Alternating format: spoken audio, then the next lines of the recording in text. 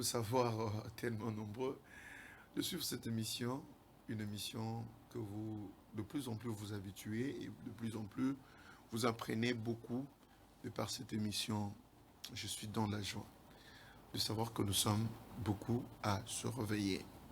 Et aussi pour ceux qui sont malades, pour ceux qui ont de frères et sœurs qui sont malades dans des hôpitaux, ceux qui se retrouvent maintenant dans des prisons, ceux qui se retrouvent dans des cas compliqués, j'aimerais vous dire que le Seigneur n'a pas relâché avec sa bonté. Quand bien même que tu t'es réveillé avec de problèmes, quand bien même la nuit n'a pas été douce pour toi, il y a eu de mauvais songes, de mauvais rêves, sache que si Dieu te permet de respirer, tu as de la valeur à ses yeux. Tu as de la valeur à ses yeux, pourquoi? Parce que simplement son amour se répandut dans ta vie et Dieu se prépare à t'étonner. Dieu se prépare à te rendre heureux, heureuse.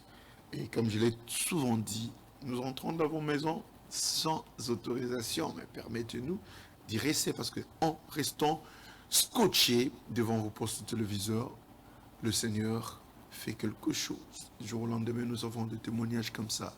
Des gens qui sont bénis, des gens qui sont instruits, des gens qui retrouvent de l'équilibre, des gens qui reçoivent le Seigneur, des gens qui donnent de bons témoignages par rapport à cette émission quotidienne. Voilà, j'aimerais vous dire que nous sommes ce matin bénéficiaires de la grâce du Seigneur. Et surtout, nous allons méditer un passage très important. Ce passage va beaucoup nous aider. Va beaucoup nous aider. Pourquoi? Parce que c'est la parole de Dieu. Ça va nous donner de l'équilibre. L'équilibre dans tout ce que nous sommes censés exécuter. Nous sommes censés travailler. Et beaucoup plus notre intérieur. Parce que si ton intérieur est travaillé, je l'ai souvent dit, derrière chaque nom, derrière chaque identité, se cache une personnalité. Soyez bénis. Nous sommes dans le livre de Psaume, chapitre 68. Nous commençons par le verset 1er jusqu'au verset 20. Et nous allons lire ensemble. Partout où vous êtes dans la maison, prenez vos Bibles. C'est déjà. Prenez vos Bibles, prenez vos blocs-notes et aussi réagissez. Parce que tantôt, mes invités seront là. On va ensemble, mais vous êtes aussi mes invités. De là, vous êtes à la maison. Vous êtes nos invités. Et merci au pasteur Timothée qui nous a appelés l'autre fois, quand on a eu l'émission avec Papa Serge, qui nous a encouragés. Nous sommes contents de vos bénédictions. Et la ZTM, vous êtes infiniment reconnaissants. Alors, prenons nos Bibles dans le livre de Psaume, chapitre 68. Nous allons lire du premier verset jusqu'au verset 20. Nous ne ferons pas une lecture kangourou, mais nous allons faire une lecture détaillée. Dans la pensée du Seigneur, nous allons retrouver ce qui nous est cher.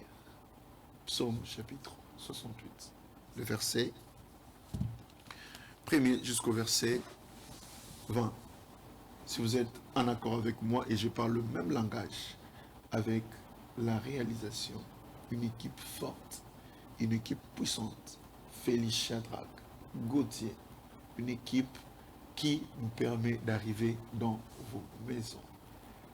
Ils sont là derrière pour nous aider, vous aider aussi à nous voir. Vous êtes partout dans le monde. Vous nous suivez sur Easy, vous nous suivez sur StarTime, vous nous suivez sur Mediasat, vous nous suivez sur TNT et beaucoup plus sur Ourao Télécom. Vous êtes en Asie, vous êtes en Amérique, vous êtes au Canada. Partout où vous êtes, sachez que nous sommes de cœur avec vous. J'aimerais que nous puissions lire la parole de Dieu. Il est écrit dans le livre de Psaume chapitre 68. Je lis la parole. Au chef de chantre de David. Psaume cantique. David s'élève, Dieu s'élève, Dieu s'élève, ses ennemis se dispersent. Et ses adversaires fuient devant sa face. Comme la fumée se dissipe, tu les dissipes. Comme la cire se fond au feu, le méchant disparaît devant Dieu. Est-ce que tu peux souligner cette partie? le méchant disparaissent devant Dieu. Mais le juste se réjouissent. Ils triomphent devant Dieu. Ils ont de transport d'allégresse. Chantez à Dieu, célébrez son nom. Frayez le chemin à celui qui s'avance à travers le plain. L'Éternel est son nom. Réjouissez-vous devant lui. Le Père des orphelins, le défenseur de veuves. Ce Dieu dans sa demeure sainte. Dieu donne une famille à ceux qui étaient abandonnés. Amen. Il délivre le captif, il le rend heureux. Le rebelle seul habite de lieux arides. Ô Dieu, quand tu sortis à la tête de ton peuple, quand tu marchais dans le désert, la terre trembla, le ciel se fondirent devant Dieu, les Sinaï s'ébranla devant Dieu, le Dieu d'Israël. Tu fis tomber une pluie bienfaisante, ô Dieu. Tu fortifiais ton héritage épuisé. Souligne encore cette partie. Ton peuple établit sa demeure dans le pays que par ta bonté, ô Dieu, tu avais préparé pour le malheureux. Le Seigneur dit une parole et le messager de bonnes nouvelles sont une grande armée.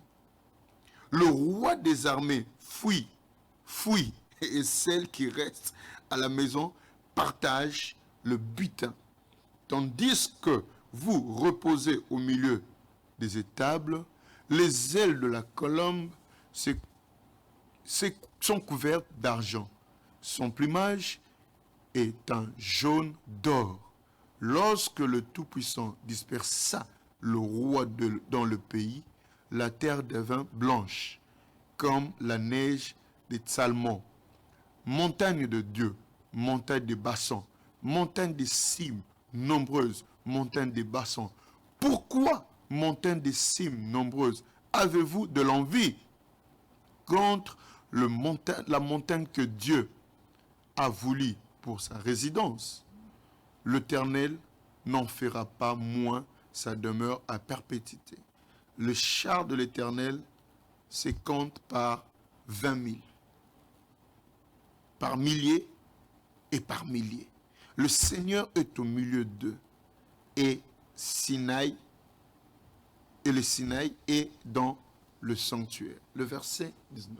Lisez très attentivement avec moi. Il est écrit: tu es monté dans les hauteurs, tu as amené des captifs, tu as pris en don des hommes.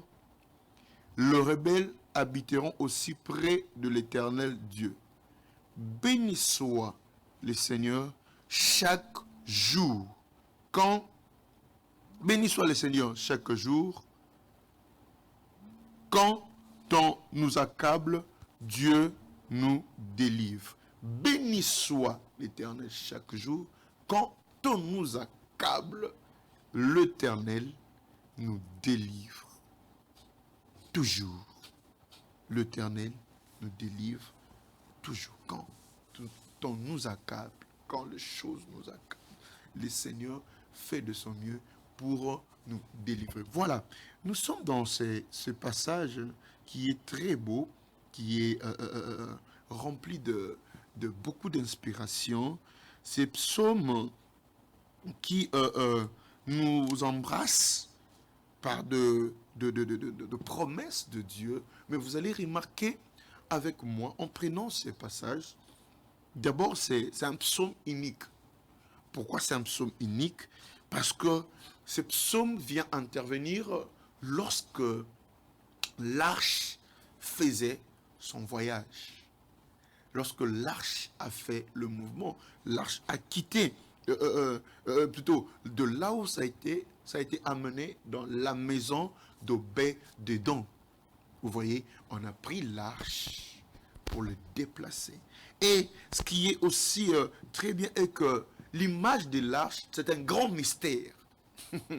C'est le grand mystère qui se cache derrière l'image de l'arche est la saturation de la présence de Dieu. Là où la présence de Dieu est suffisante, il y a des choses qui se passent qui sont terribles, de choses qui se passent, qui sont à voir, beaux à vivre, beaux à voir. Je peux même le répéter 1000 fois. La présence de Dieu cache un mystère très important. Et dans le mystère de la présence de Dieu, il y a des choses qui se passent. Dieu devient un juge. Il juge le méchant, mais il juge le bon. Et quand tu te retrouves dans les jugements de Dieu, et beaucoup plus dans les jugements de Dieu, ceux qui sont méchants, ce sont ceux-là qui sont dans le mauvais côté. Mais celui qui est bon, celui qui vit dans la bonté de l'Éternel, celui dont le cœur est agréable pour que le Seigneur fasse sa demeure dans son cœur.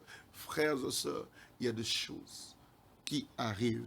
Mais c'est aussi cette préfiguration de quand le Seigneur reviendra. Le Seigneur est en train de nous montrer dans ce passage de grandes et de bonnes choses. Maintenant, ce voyage a un comportement.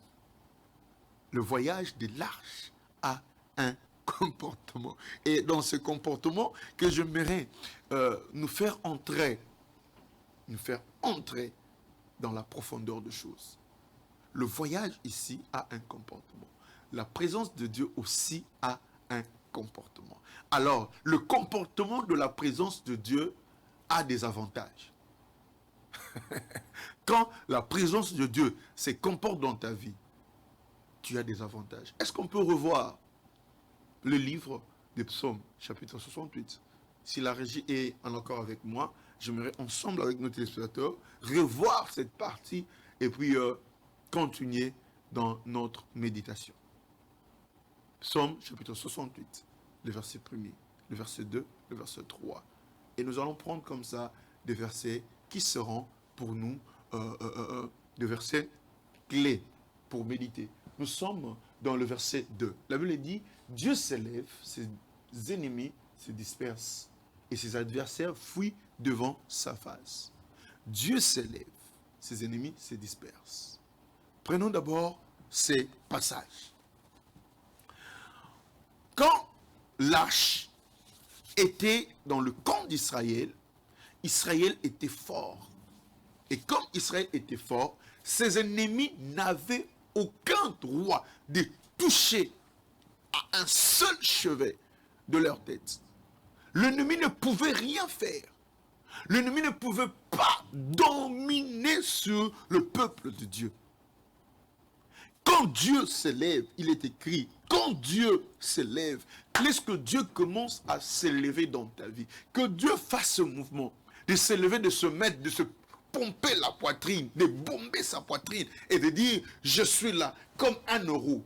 Un euro, pas n'importe quel euro. Un euro qui sauve, un euro qui vient avec sa suffisance. Un euro qui vient avec toutes les stratégies qui renferment le monde pour sauver.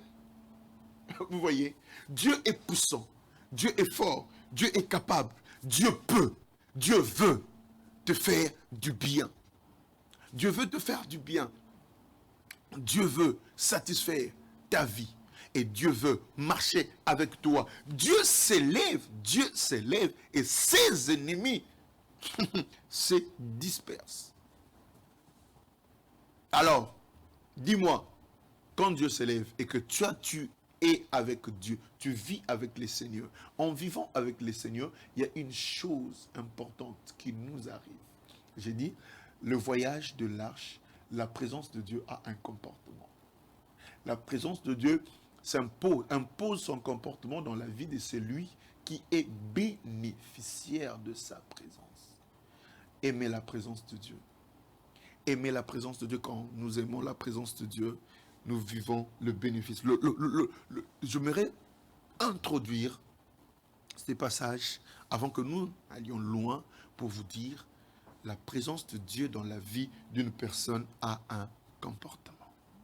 Quand Dieu vient s'installer dans ta vie, il prend un comportement. Ce n'est plus, il est écrit, si je vis, ce n'est plus moi qui vis, mais c'est Christ qui vit en moi. Si tu as envie, ce n'est pas toi qui vis, mais c'est Christ qui vit en toi. Dieu s'élève, ses ennemis se dispersent. et ses adversaires fuient devant sa face. Remarquez, lisons aussi les livres de Nombres chapitre... Prenons ces passages. Nombres chapitre 10, le verset 35, pour un peu approfondir cette pensée. Qu'est-ce qu'il est dit? Qu'est-ce qu'il est dit? Ok. On parle ici de l'arche. Quand je vous ai dit que quand l'arche se déplace, l'arche a un comportement. Il est écrit ceci. Quand l'arche partait, Moïse disait, « Lève-toi, Éternel, et que tes ennemis soient dispersés. Que ceux qui te haïssent fuient devant ta face. » Frère, sœur, tu veux être fort, tu veux être forte, tu veux être puissant, tu veux être invincible, tu veux être la tête et non la queue. Fais mariage avec la présence de Dieu. Là, c'est un grand prophète qui nous dit. Le prophète disait, quand l'arche partait, donc à l'époque, l'arche détenait en soi, dans son intérieur, la présence de Dieu. C'était le symbole. Mais aujourd'hui, c'est Jésus-Christ qui est cette arche qui marche. Quand Jésus est avec toi, je l'ai expérimenté, plusieurs l'ont expérimenté, même là où tu es à la maison, tu peux croire, tu vas l'expérimenter. Expérimenter quoi? La présence de Jésus diminue l'efficacité, la teneur de la colère du méchant. Jésus est le seul qui s'est changé, modifié de vie, le seul qui s'est changé, transformé de vie, celui qui peut te prendre du bas de l'échelle et te ramener à une hauteur que tu ne pensais pas, que tu n'imaginais pas, simplement parce que tu acceptes de lui confier ta vie. Confie ta vie à Jésus, confie ta vie à Jésus. C'est lui qui va marcher avec toi. Et quand Jésus marche avec toi, il impose son comportement. Regardez, il y a eu des aveugles qui se sont présentés devant lui. L'ennemi, c'était la maladie. Les aveugles qui ont eu comme charge dans leurs yeux, Jésus les a déchargés. La vision était claire. Regardez dans la Bible, plusieurs personnes ont eu à connaître de cas difficiles. Mais parce qu'ils ont accepté le point de la victoire, le début de la victoire, c'est l'acceptation de marcher, l'acceptation de vivre, l'acceptation d'être ancré, enraciné dans la présence de Dieu. De Dieu. Moïse disait, le prophète de l'Éternel disait, ça c'est vraiment quelque chose de fort, quelque chose de puissant, quelque chose de merveilleux. Accepte que le comportement de la présence de Dieu influence ta vie. Accepte que le comportement de la présence de Dieu influence ta vie. Israël l'a vécu. Aujourd'hui, nous chrétiens, nous devons aussi vivre cela. Plusieurs prophètes l'ont vécu. Plusieurs qui ont eu confiance en Dieu l'ont vécu. Et pourquoi pas nous aussi, aujourd'hui, nous puissions vivre ces effets dans nos vies. Dans nos vies. Lève-toi, Éternel, et que tes ennemis se dispersent. Il est écrit quelque part, j'essaierai. Là, c'est Dieu. Attention, quand Dieu dit j'essaierai, l'ennemi de vos ennemis et l'adversaire de vos adversaires. Il voulait simplement rassurer à Israël que comme tu es revenu à moi, comme maintenant je marche avec toi, comme tu es sous mon tutelle, j'ai le devoir. Vous voyez? Le comportement de la présence de Dieu pousse Dieu de remplir ses devoirs et à nous d'obtenir nos droits. Nos droits. Dieu a des devoirs, nous aussi nous avons des devoirs, mais une fois que nous acceptons, là, ce n'est plus toi, ce n'est plus ta personne, c'est Jésus, c'est Dieu qui t'oriente, pas à pas. J'ai mis une mélodie, j'ai mis une chanson dont le parole, on dit, pas un pas sans Jésus, pas un pas sans l'Éternel. Tu ne peux pas avancer, tu ne peux pas être seul. Je continue le passage, prenons le verset qui suit. La Bible dit, le verset 3. Comme la fumée se dissipe, tu les dissipes. Comme la cire se fond au feu, le méchant disparaisse devant Dieu, mais le juste se réjouisse. Il triomphe devant Dieu. Ils ont de transport d'allégresse. Restons un peu là, le verset 4. Mais les justes se réjouissent. Vous voyez l'avantage. Quand tu es avec Dieu, Dieu te justifie. Quand tu crois au Seigneur, Dieu te justifie. Quand Jésus vit en toi, tu es justifié. Quand Jésus vit dans ton cœur, la condamnation n'a plus d'effet. Mais attention, ici, ce chant a eu un effet. Les ennemis d'Israël ont rencontré des difficultés, la condamnation. Il y a certains chants de louange, chants d'adoration, chants de célébration que nous faisons monter à l'Éternel. Ce chant crée des dégâts. Ça devient des armes à destruction massive. Ça détruit qui? Ceux qui sont en dehors de la pensée, de la volonté divine. Soyez bénis au nom de Jésus. Je continue la lecture. La Bible dit, chantez à Dieu, célébrez son nom. Frayez le chemin à celui qui s'avance à travers des plaines. L'Éternel est son nom, réjouissez-vous devant lui.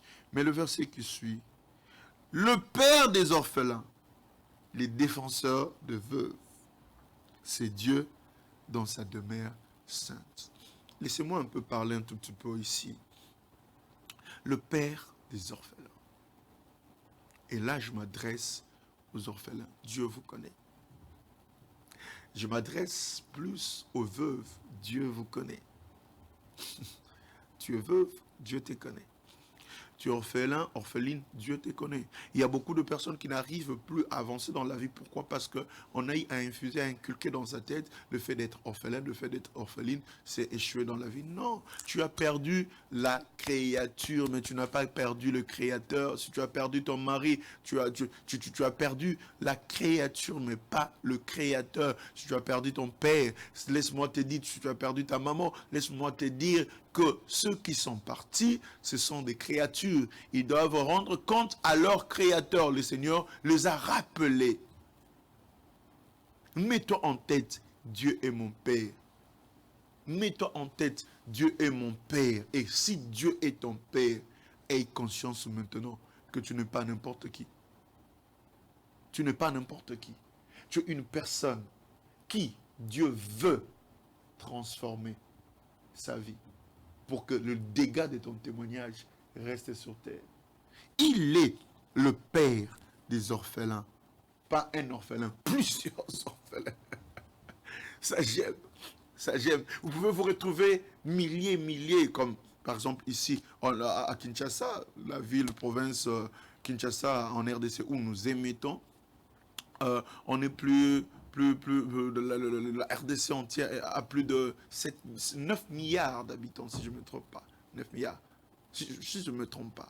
Mais, écoutez, Dieu se charge des orphelins. Il regarde à gauche, il regarde à droite, il est en train de faire l'inspection. Laisse que maintenant, la main de Dieu commence à circuler dans la maison des orphelins, dans la maison de veuves, dans la maison de tous ceux-là qui ont besoin que le Seigneur le rencontre aujourd'hui. Même toi qui me suis, tu as quelqu'un, tu sais qu'il est orphelin. Passe-lui ce message. Du Psaume chapitre 88, le verset 4 dit, il est le père des orphelins. Donc ils arrêtent de s'inquiéter. Il est le mari de veuve. Toi veuve, arrête de t'inquiéter. Toi qui se retrouve maintenant, tu es dans une maison une maison où on t'a accueilli, l'orphelinat par exemple, tu vis des choses compliquées, tu dors peut-être à l'extérieur, tu es un SDF, tu n'as pas de maison, tu ne sais pas par où commencer. Pourquoi? Parce que tes parents sont morts, on t'a chassé, tu ne sais plus quoi faire, ton mari est mort, on a ravi tout ce que vous avez, c'est la méchanceté des hommes. Mais si tu laisses ton cœur couler dans la présence de Dieu, tu laisses ton cœur surfer dans le vague de la présence de Dieu, laisse-moi te dire, Dieu est capable de confondre tes ennemis. Dieu est capable de confondre tes ennemis. Alors, je poursuis la lecture. Est-ce que la régie peut nous balancer? Nos frères et sœurs qui nous appellent, merci pour vos appels. Est-ce que vous ne pouvez pas nous écrire un message? Ça serait mieux. Ou soit par WhatsApp, ou soit par ce numéro. Parce que je veux plus de 4 appels. Je sens que vous êtes là et vous êtes branchés. Ça nous fait de la joie. Si la régie peut nous balancer ces passages. Nous sommes au verset 6 et le verset 8. Parce que beaucoup n'ont pas de Bible dans leur maison. Prenons ce passage. Voilà, le verset 6 est là. Le père des orphelins, les défenseurs de veuves. Il y a une veuve là que le Seigneur veut défendre. C'est Dieu dans sa demeure. Alors, le verset 7, écoutez. Dieu donne une famille à ceux qui étaient abandonnés. On reste là. Papa, laissez ce passage comme ça.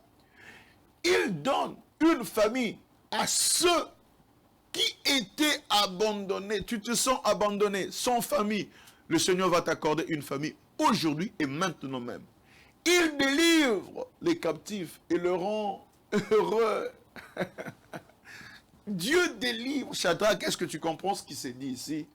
Dieu délivre les captifs et le rend heureux. Félix, est-ce que tu comprends la teneur de la promesse de Dieu? Christian, Agneau, est-ce que vous comprenez la teneur de l'efficacité de la part de Dieu? Il dit, il délivre le captif et le rend heureux. Alors, qu'est-ce qui t'a bloqué? Alors que nous sommes en train de méditer ces passages, que ça soit aussi pour toi comme une prière. Voilà, une prière dont tu te dis, le Seigneur délivre. Il donne une famille. Il donne une famille. Il y a beaucoup de personnes aujourd'hui qui, leur cœur est rempli d'amertume. Leur cœur est étouffé. Leur cœur n'arrive pas à se déployer. Tu es là, tu te dis, qu'est-ce qui m'arrive? Obédédon a accepté de faire entrer dans sa maison la présence de Dieu. Et la présence de Dieu a amené un comportement.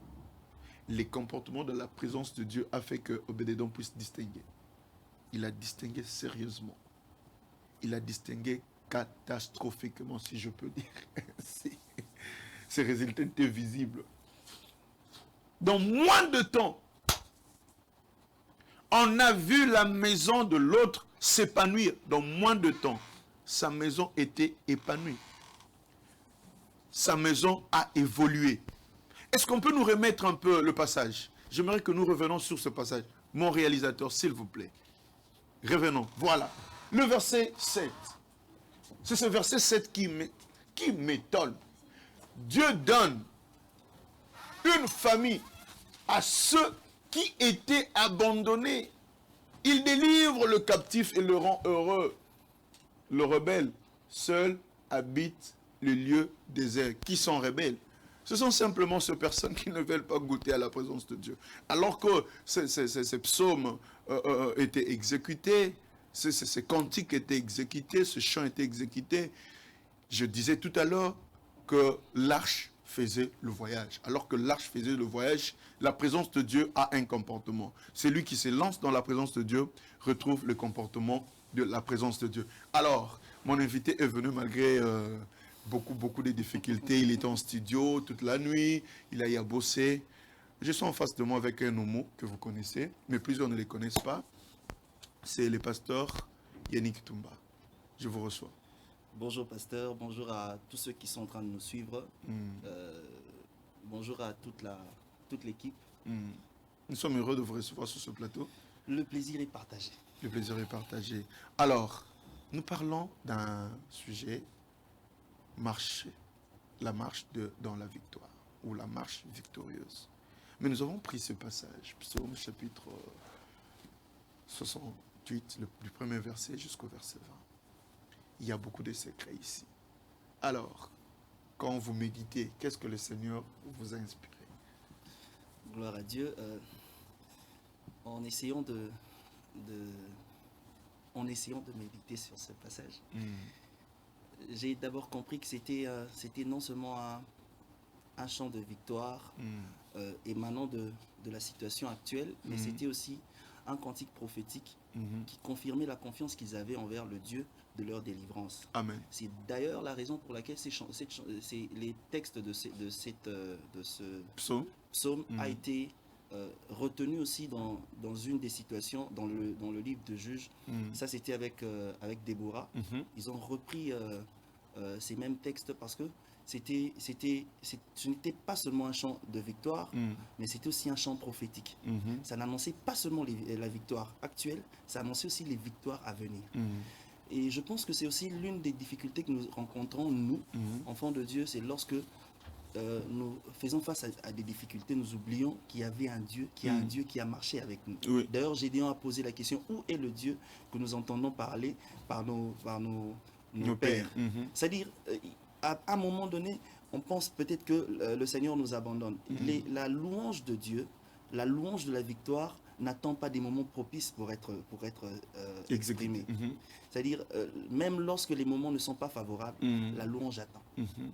Et il s'est passé aussi cette même situation avec Paul et Silas. Ils n'étaient pas à même de pouvoir rendre des hommages à Dieu. Mais ils l'ont fait quand même. Pourquoi ils ont fait? C'est parce qu'ils avaient confiance. Ce psaume annonce encore la confiance que nous avons envers le Dieu qui nous a délivrés. Peu importe les temps, mais je crois que ce Dieu-là ne nous a pas abandonnés. Amen. Peu importe le temps, Dieu ne nous abandonne pas. Vous avez soulevé quelque chose de très important dont vous avez parlé, c'était un chant prophétique. Là, je vous donne raison. Parce que Moïse a parlé de ça dans le livre de Nombres, chapitre 10, le verset 35. Exact. Moïse qui parle. Et vous venez encore souligner que Déborah aussi l'a fait. Paul et Silas l'ont fait. Et je me dis, la présence de Dieu nous apporte quoi? La présence de Dieu nous donne la confiance que nous devons avoir envers cette personne. Ça nous donne cette assurance de pouvoir marcher aisément, quoique les temps ne s'annoncent pas bien. Parfois, on a tendance à penser que lorsque les temps ne s'annoncent pas bien, le Seigneur nous a abandonnés. Dieu attend seulement que nous puissions lui rendre cette confiance qu'il attend de nous. Abraham pouvait se dire, bon d'accord, tu m'as promis, mais je ne vois pas. D'ailleurs, il a dit que c'est Eliezer de Damas qui va hériter de mes biens. À un moment donné, la confiance commence même à lâcher. Mais Abraham, au-delà de tout, le Seigneur lui a fait comprendre que si je me tais parfois, c'est juste pour te faire savoir que tu as quelqu'un auprès de qui tu dois toujours retourner. Des fois, quand les choses vont bien, on oublie que Dieu est là. Mais lorsque les choses vont mal, c'est là qu'on se rend compte que Dieu est là. Dieu est là, il faut goûter au moins. C'est comme ça que le Seigneur fait parfois un moment passe parfois silencieusement dans nos vies. Mais nous faisons croire que en fait, c'est pas lui qui nous fait croire, mais nous croyons qu'il n'est plus là. Par contre, il est là. Il y a eu silence de mort lorsque Daniel s'est retrouvé dans la fosse aux lions. Est-ce que Dieu n'était pas là? Alors, avez-vous déjà... La confiance de Daniel lui a permis d'affronter les lions et de passer comme ça. Voilà. Avez-vous déjà expérimenté le comportement de la présence de Dieu dans votre vie? Oui. Quand je parle de la présence de Dieu, je ne parle pas de la présence présente. Je parle de la présence invisible. Et nous avons seulement besoin d'être conscients de cette présence. C'est ça notre problème. La conscience de la présence de Dieu. Il nous arrive parfois de nous rendre compte que il y a un frère qui m'a fait rire une fois. Nous étions dans un restaurant. On nous sert à manger. Il a commencé à parler en langue. Parlons langue. Et il a commencé à parler en langue. Et c'est là que j'ai compris que sa conscience lui ramenait l'existence de la présence de Dieu à tout moment, à tout endroit, peu importe les circonstances. Nous attendons que les circonstances soient réunies pour que nous ayons la conscience de la présence de Dieu. Moi, je crois en la présence de Dieu de partout où je me retrouve. Même dans une voiture, même dans un taxi, même dans une cour où il y a beaucoup de gens. Je crois en la présence de Dieu. C'est d'ailleurs la chose qui fait en sorte que nous soyons toujours avertis lorsqu'il y a un danger. Pourquoi? Parce qu'il y a quelqu'un sur qui tu as toujours la confiance et tu as la conscience qu'il est toujours présent.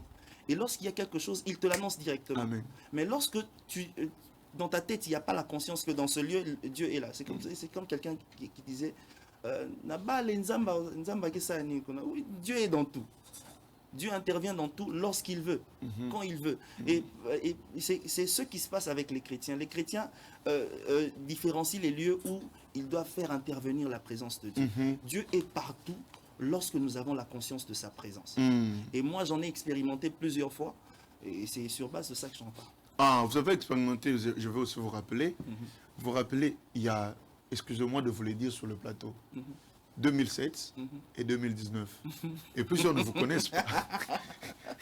Quand je vous ai connu en 2007 et 2019, il y a métamorphose, il y a un changement radical. Exactement. Et aussi, le verset 7, est-ce qu'on peut nous donner ces versets? J'aimerais que nous puissions, par rapport à ce que vous avez vécu avec Dieu, le verset 7 du livre. Voilà. Est-ce qu'on peut... On dit d'abord le verset 6. Non, on commence par le verset 5. Chantez à Dieu, célébrez son nom. Frayez le chemin à celui qui s'avance à travers le plain. L'Éternel est son nom. Réjouissez-vous devant lui. Le Père des orphelins, le défenseur de veuves, car Dieu est dans sa demeure sainte. Le verset qui suit. Dieu donne une famille à ceux qui étaient abandonnés. Il délivre le captif et le rend heureux. Le rebelle habite seul. Si tu te rappelles encore. Exactement. Et comment est-ce que tu as y expérimenté? Parce que selon son atalio penda, et cocanité. Et c'est comme je disais tout à l'heure que ce sont des cantiques prophétiques. Des fois, j'ai pensé que pendant que je chantais, j'expérimentais la main de Dieu. Alors que je n'avais pas encore expérimenté. Il m'avait juste, comment dire, il m'a bipé. Dieu t'a bipé. Il m'a bipé de sa bonté. Et lorsque j'ai commencé à expérimenter, je me suis dit, tu n'en avais pas encore fini. Des fois, lorsque tes adversaires, tes ennemis, ceux qui te méprisent, n'ont pas encore cru au Dieu en qui tu as cru, alors le Seigneur n'en a pas fini avec toi. Ouais. C'est-à-dire, il y a un témoignage. Il y a un témoignage que Dieu attend. Que Dieu vous bénisse. Que Dieu vous bénisse. J'ai compris. Amen. Oui, que Dieu vous bénisse.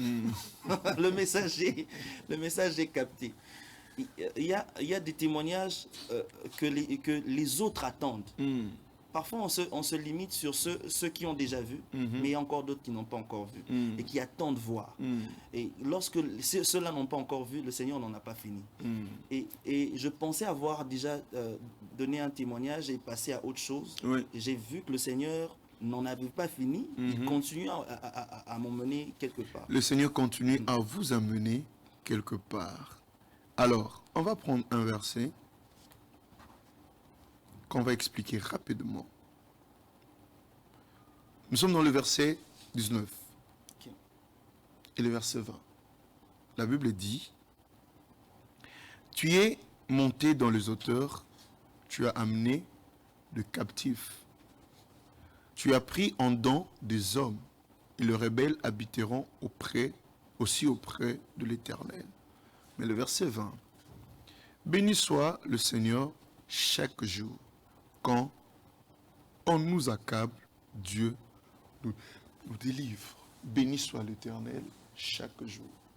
Quand on nous accable, Dieu nous délivre toujours. Alors, par rapport à ces deux passages, parce que nous tendons presque à la fin,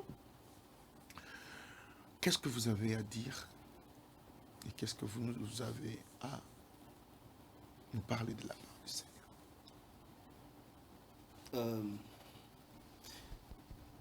Déjà, parlant des hauteurs, je pense que ce sont les dimensions que le Seigneur attend de nous.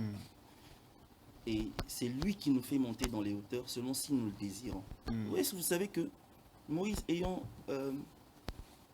vu la mer se séparer en deux, ayant vu la colonne de nuée, ayant vu la colonne de feu, ayant vu tous les 10 plaies qui ont frappé l'Égypte, ayant vu Mara se changer en eau douce, ayant vu l'eau sortir du rocher, a prétendu n'avoir jamais vu la gloire de Dieu. Voilà. C'est-à-dire, il y a des dimensions que le Seigneur attend de nous, mais il attend que nous puissions désirer ces dimensions. Il arrive des fois, lorsque nous avons... En fait, le Seigneur attend. Le Seigneur se tient à un certain niveau et il attend. Moïse aurait dit, j'ai déjà vu comment Dieu agit. J'ai déjà vu Dieu faire les choses. Mais à un moment donné, il dit, malgré tout ce que j'ai vu, fais-moi voir ta gloire. Okay. Alors moi, je vais me poser la question, tout ce que tu as vu n'était pas la gloire de Dieu. Et j'aurais encore attendu que Dieu puisse le contredire en disant que je t'ai déjà fait voir ma gloire. Parce que la Bible dit dans la tente d'assignation que Moïse parlait face à face avec Dieu. Comment peut quelqu'un qui parle face à face avec Dieu peut prétendre n'avoir jamais vu la gloire de Dieu? Alors Dieu comprend que Moïse a atteint un certain niveau, une certaine dimension. À ce moment, je dois maintenant lui communiquer mes secrets internes. Qu'est-ce que je veux dire par là? Les dimensions des hauteurs sont des dimensions que nous devons désirer. Et le Seigneur nous attend dans ça. Amen. Le Seigneur est à la recherche des confidents. Quelqu'un à qui je pourrais tout dire, à qui je pourrais tout confier. C'est ce qui se passe avec Jean aussi. Des fois, on a juste besoin, Dieu a juste besoin d'échanger, Dieu a juste besoin de communiquer, de transmettre quelque chose qu'il ne pourra pas transmettre à tout le monde.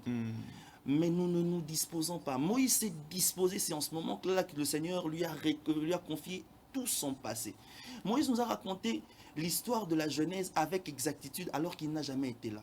Pourquoi? Parce qu'il a désiré rencontrer la gloire de Dieu et Dieu lui a confié les secrets qu'il n'a confiés à personne. Amen. C'est ce qui s'est passé aussi avec Jean. Jean, la Bible dit que c'était Jean lui-même disait, lorsqu'il parlait de tous les disciples, il citait par leur nom. Mais lorsqu'il parlait de lui, il disait le disciple que Jésus aime. C'est-à-dire, il est arrivé à un point où il a commencé à sentir l'amour de Jésus envers lui. Il a commencé à expérimenter l'amour de Jésus. En fin de compte, il a bénéficié de cet amour en voyant les choses que les autres n'ont pas vues.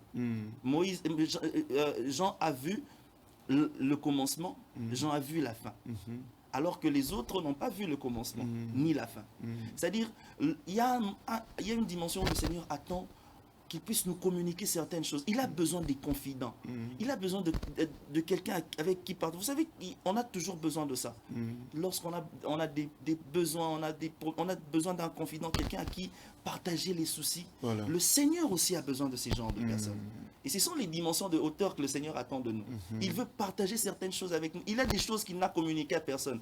Mais nous devons désirer qu'il nous le communique. Nous devons désirer que Dieu nous communique. En fait, c'est par ces mots que nous allons mettre terme pour cette émission. Mais ce que moi je voulais rajouter est que Dieu te fasse rencontrer de dons qu'il a ramenés dans les auteurs. Amen. Et qu'il a donnés aux hommes. Amen. Partons du mot prophétique. J'aimerais te dire, j'emprunte seulement le verset de la Bible où il est écrit « Béni soit Dieu, béni soit le Seigneur chaque jour. Quand on nous accable, Dieu nous délivre. » Laisse que le comportement de la présence de Dieu amène chaque jour dans ta vie la délivrance nécessaire. Tu as un problème, ta maternité a un problème, tes finances, tout ce que tu as. Accepte d'être présent dans la présence de Dieu. Amen. C'est alors que tu vas bénéficier de tout ce qui peut te rendre heureux, heureuse dans ton présent. Allez, soyez bénis. C'était vraiment un honneur de partager ce plateau avec l'homme de Dieu. Que le Seigneur vous bénisse abondamment. Là, dans vos maisons aussi, soyez bénis. Mais une dernière phrase est que Dieu peut te délivrer. Alors, tu n'as jamais reçu Jésus comme ton Seigneur et Sauveur. L'heure revenue, dis seulement, Seigneur, je te confie ma vie. Fais de moi tout ce que tu veux. Amen. Soyez bénis. Allez, homme de Dieu, heureux de vous recevoir. Moi également. Merci beaucoup.